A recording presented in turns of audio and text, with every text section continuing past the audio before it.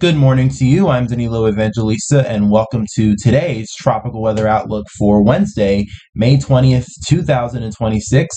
And today we're going to talk about why we might be dealing with a period of favorability that could produce quite a bit amount of tropical activity coming up in the Pacific and maybe the Atlantic Basin as well, but we're especially going to focus on the Pacific today because that is where the signal right now is stronger for a potential period of tropical development coming up. I'm going to show you the models as well as how things are looking out there right now, which luckily there's not happening anything at this exact moment, but in just a matter of a few weeks, as I've been warning you guys for the last several days, especially as we get towards the end of this month and into early next month, I think things really could start getting active in our part of the world, especially in the Pacific Basin. But of course, we'll go more in depth into that as we go along in the video. But starting off right now with a look at the National Hurricane Center homepage, nothing much happening in the Atlantic, nothing happening in the next 7 days as per usual, and again, nothing happening in the Pacific right now. What I'm talking about activity-wise is not going to happen in the near future, but more likely towards the end of the month, which is still not that far off, which is why I'm talking about it. But in terms of any immediate threats just yet to anywhere in the Pacific Basin, especially to Mexico or anything like that, nothing to worry about just yet. Here's a satellite picture of the Atlantic right now, nice and quiet. We have Saharan air, which is, slowly seeping its way off the African coast. Quite a bit of thunderstorm activity here over Texas, and over the next several weeks in general, the Southeast is going to get a lot of rain as the pattern becomes more favorable for moisture in general over Latin and Central America. And obviously, that means we're also going to have to watch for tropical development in the Atlantic over the next several weeks. Of course, I'll go into depth on that a little bit more later on. And then we also have that, curious little interesting feature here off the southeast coast. Has some nice vorticity and spin to it this morning, but not really looking like it's going to do much tropical development-wise, as this area here is just going to go on off into the Carolinas later today. So we're probably not going to see much happen from this thing at all. And then in the eastern Pacific Basin, also not much happening, although there is quite a flare-up of convection, I must say, here, kind of in the central portion of the basin, probably associated with the ITCZ. There's not really much development I see of this feature specifically, but quite the convective burst, I must say, and definitely, the Pacific getting more convectively active, a sign of things to come more than likely for sure, but obviously, once again, nothing happening much at this exact moment.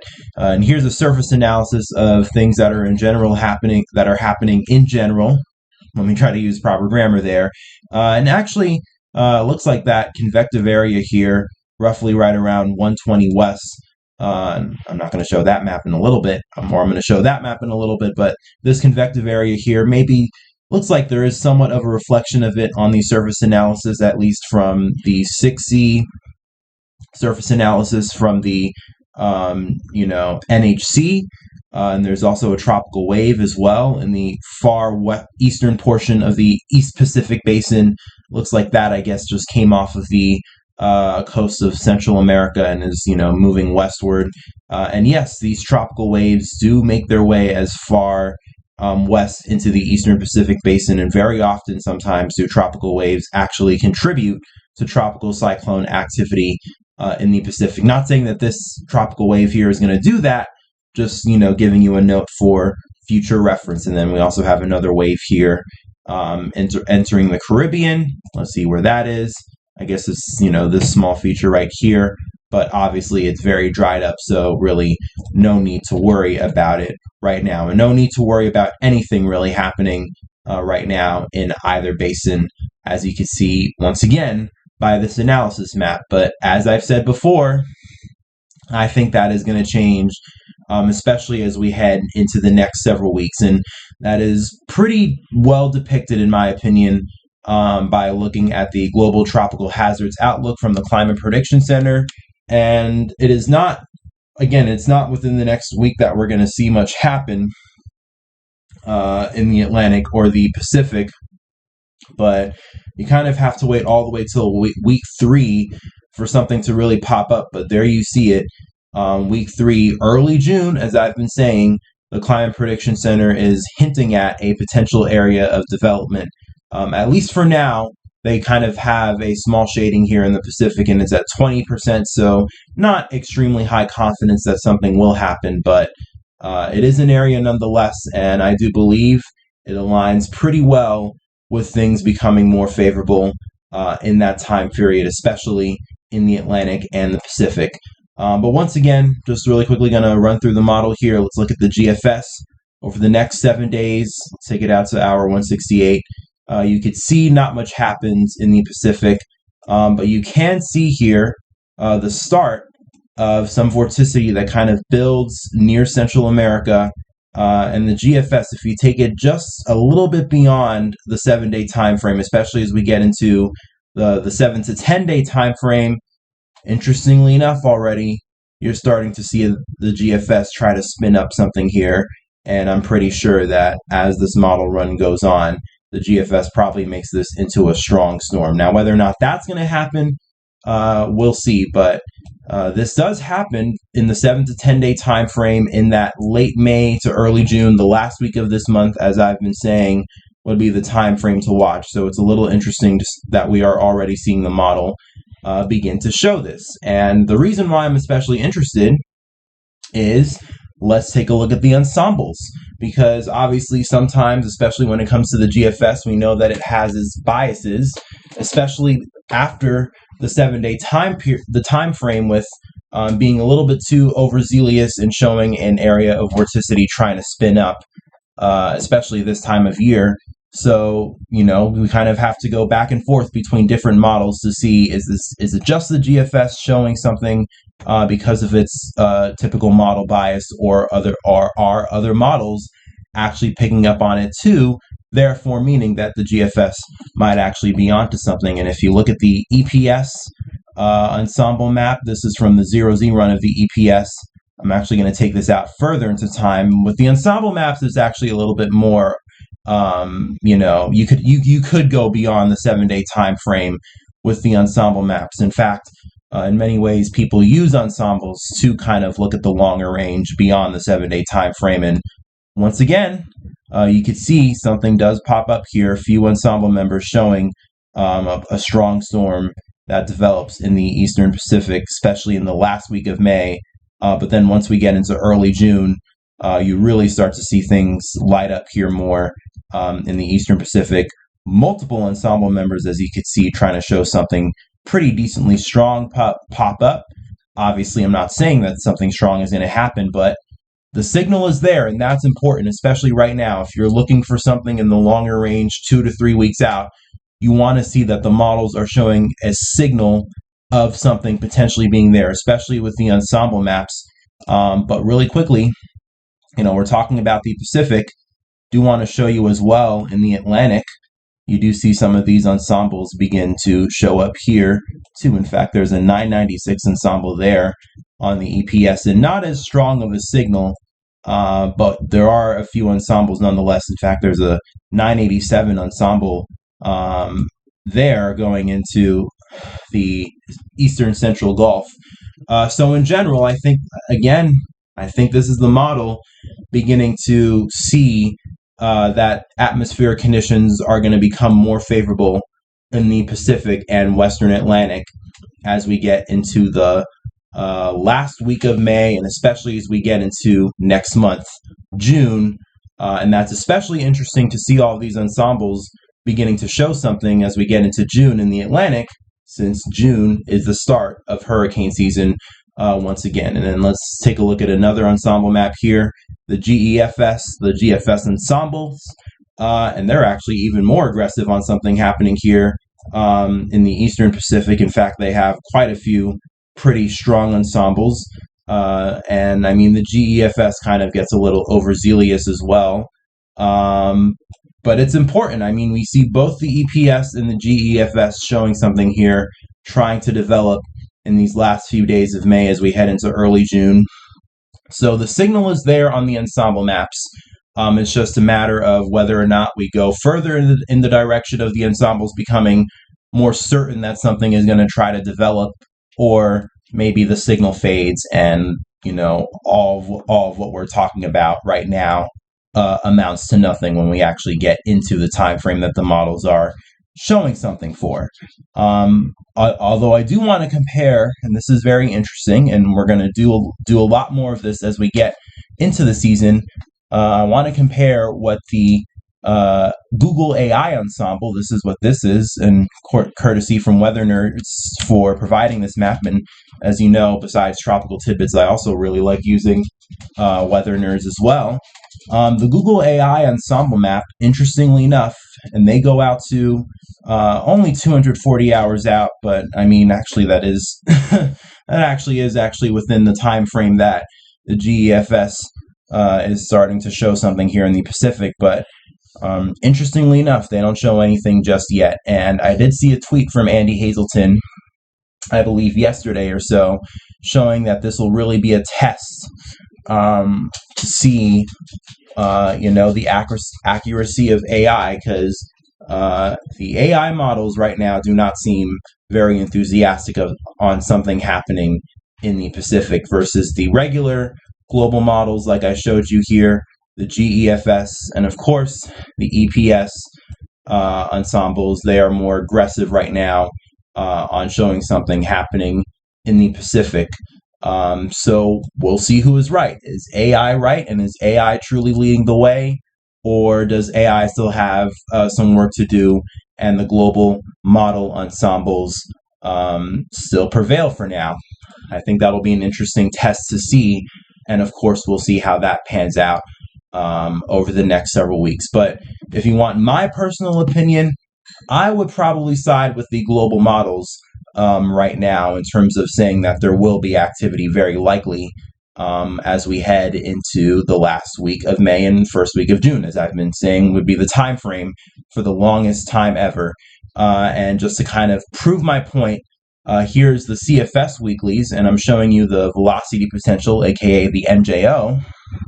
And as you can see, as we go out into time, the most important thing that I want you to look for in this map is the rising motion, the green shades here on the model. And week one, we already have quite a bit of rising motion beginning to set up over the Pacific, and obviously this is in part due to El Nino, which is really beginning to ramp up now. And we're probably going to see the atmosphere especially begin to couple a lot more with El Nino as we head into next month. And honestly, that should be another video in and of itself, where we'll talk about how ENSO is shaping up over the next several weeks, because it really does look like El Nino is going to begin to ramp up in the Pacific, which is why I also believe that we'll also see a lot of tropical activity begin to really kick up in the Pacific as well, including the Westpac too, though they're probably going to get a pretty decent system in a matter of about a week or so. But obviously our main focus is on the Pacific, on the Eastern Pacific and the Atlantic right now. And as we take this out into time, week one, MJO in the Central Pacific, and then week two, all of this rising motion, especially the most aggressive parts of it, the center of the rising motion, the central portion of the MJO, if you will, slides eastward, gets into the Eastern Pacific. The MJO at this point is probably entering the Eastern Pacific phase around week two, and once again, this is early June, and then this is roughly the second week of June, week three. And the MJO is pretty solidly planted into the Eastern Pacific, and also, stretching through a decent portion of the Atlantic Basin as well. Week three and then week four, it kind of backtracks a little bit, but is still very solid in the Eastern Pacific as well. So maybe we might actually have an active June coming up for the Pacific in general. Given the MJO pattern here, and then how do we see that reflected in the precipitation anomalies? And this is kind of, a good visual as well to show you how MJO affects activity. And this is why we look for a strong, positive rising motion signal in the models, because especially as we go out into time here, as the MJO settles into the Pacific and the Atlantic, you notice that we see quite a bit of precipitation, especially over Central America and the Caribbean. As you know, this MJO phase will probably also really trigger a Central American gyre, set up to occur, and that brings a lot of moisture and rain to Central America and the Caribbean. And then you see that as well, especially as we head into the 2-week and 3-week and the week 3 time frame. And as I said before, we're probably going to see a lot of moisture come from the Caribbean and really feed a lot of rainfall over the southeast, especially Florida, in the last week of May and first week of June. So regardless of tropical development, especially if you are in the southeast, beware for a lot of rain coming your way the first probably few weeks of June, to be honest with you, and then it actually lasts pretty decently into June, especially for the southeast and the Gulf Coast. But let's go back here to the Eastern Pacific. You notice we have quite a wet atmosphere that sets up here, and that's because the MJO will be in place, which allows for rising motion in the atmosphere, which obviously allows for thunderstorms to grow and to, for growth of thunderstorms to happen. And that's obviously one of the biggest pieces of the puzzle we need when it comes to tropical development. And looking at the sea surface temperature anomalies as well, as I've been talking about for the last several weeks, they are certainly going to be of help. We have very, very warm sea surface temperature anomalies throughout the entire Pacific Basin, obviously because of El Nino happening here, but also throughout the tropical Pacific as well. Look at these anomalies. 1 to 2 degrees Celsius, very widespread throughout the Eastern Pacific, especially near Mexico. So you bet that we have a lot of rising motion in place. We're probably going to get a lot of thunderstorm activity to occur. We'll definitely see wind shear lowing as well throughout the Pacific. I really do believe that as we get towards the end of the month and at the start of next month, we will really see things begin to pop off here in the Pacific Basin, and probably we will start to see a period of long-term activity really begin to, kick up here in the Pacific, which will probably last through most of next month, and probably beyond that for most of the Pacific hurricane season here, as I do expect the Pacific obviously to be very active. But then once again, very, very warm sea surface temperature anomalies here in the Atlantic too, especially throughout the Caribbean and Gulf and off the southeast coast. So if something does try to develop here in the Atlantic, it'll certainly have warm sea surface temperature anomalies to work with. And how is this all reflected in terms of actual sea surface temperatures that are present? Well, in the Pacific, very warm. In fact, we have widespread areas of 30 to even some 31s in here in terms of Celsius. This graph here is measured in Celsius. And the threshold, by the way, for tropical development is only at 26 degrees Celsius. So we're all the way up to 31 here in widespread portions of the basin. And that aligns very well with the fact that we have very, very warm, much above normal sea surface temperature anomalies here in the Pacific. So this is absolutely going to be jet fuel for whenever we can get tropical development to occur here, which is why I would not be shocked, honestly, if whatever does try to develop in the Pacific in the next several weeks does become strong. It really wouldn't personally shock me if our first storm of the season in the Eastern Pacific is a major hurricane. I mean, given these sea surface temperatures, we'll see. But regardless, this will definitely act as fuel when we have a more favorable atmosphere, which will be coming up here very shortly in the Pacific. And then in the Atlantic as well, the Gulf of Mexico continues to warm up. The southeast coast as well. We have some 27s making their way up decently through the Gulf Stream here. And especially with the very hot temperatures we've had in the eastern portion of the United States, myself included here in New York City, we've been at 90s and upper 80s for the last several days straight. The East Coast is really going to warm up here as well. But the Gulf of Mexico too, almost the entirety of the Gulf now seeing sea surface temperatures at or above 26 degrees Celsius. And definitely by the time we get to the end of the month, the entire Gulf will more than likely be warm enough for tropical development. So that'll mean that we will have to watch this portion of the basin as well as we head into late June and early or later this month into early June, in which I think we will have a pretty interesting period in which we will have to watch for tropical development ahead, but especially in the Pacific, because I think probably lots of activity is coming, and it is definitely going to probably kick off what will be a very, very active Pacific hurricane season. Of course, we will see though, and we will probably also talk a lot more about how active the Pacific will be coming, or how active the Pacific will be in the coming days, given that tomorrow NOAA will release their hurricane forecast for both the Atlantic and the Pacific, so that'll be a very interesting thing to watch as well. So if you want to stay tuned for that, if you haven't already done so, I would really appreciate if you subscribe to the channel. We'll go over NOAA's forecast when it comes out tomorrow. I'll even do a live stream talk on it tomorrow afternoon, so make sure to stay tuned for that. And of course, subscribe to me as well for daily tropical updates, as we will be watching and seeing how things unfold here in the Pacific over the next several weeks. A lot of tracking ahead, and believe me, we are just getting started. But that's going to do it for today's tropical update. Hope you enjoyed what you saw today.